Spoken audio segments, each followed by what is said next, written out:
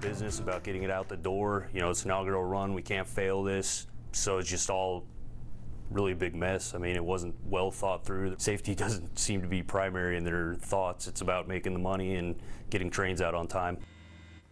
Good evening. We begin tonight with a King 5 exclusive. Two whistleblowers are talking only to King about last December's deadly train derailment. One man says he noticed problems with the train even before it left the station.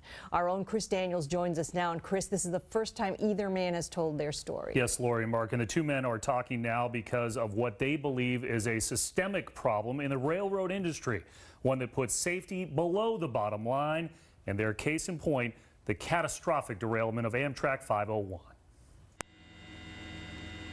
The images are now seared into our collective memories. Amtrak 501, on its inaugural run, derails and falls onto I-5 in DuPont. Like they were more primarily concerned about getting it out on time for the inaugural run than actually, you know, looking into the safety aspect of it. Michael McClure is an Amtrak electrician who was with the train that morning. We had a mechanical failure prior to departure.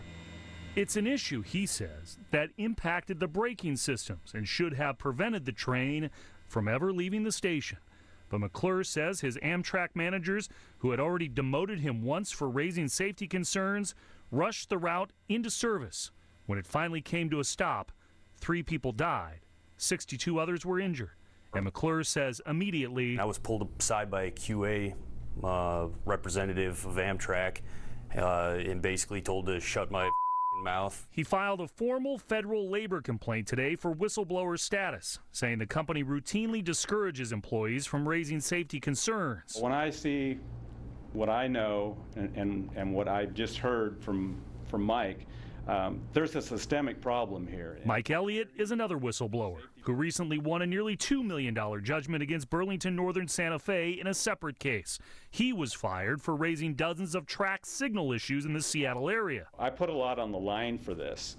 It cost me my job, it cost me my marriage, it cost me my career. You know, there's all the things that were lost in this thing. This is an untold story. Attorney Jim Vasinovich represents both men. These whistleblowers are brave enough to come forward and try to change that culture. A culture that they say has existed for years, long before the run of Amtrak 501 came to its abrupt end.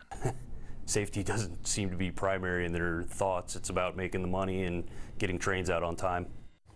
Both men say they believe there should be state intervention. Amtrak and Burlington Northern Santa Fe are aware of the claims. We're still waiting for a response from both Amtrak and BNSF.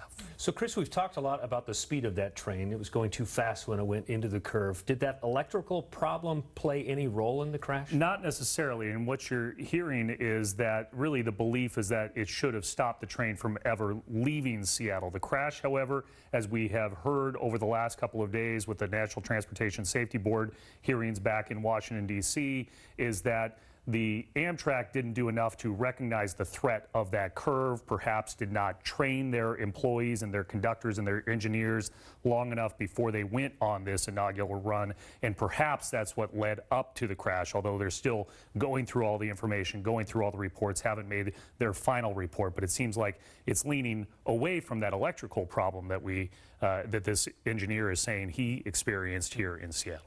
Wow. Okay, thank you, Chris. You bet.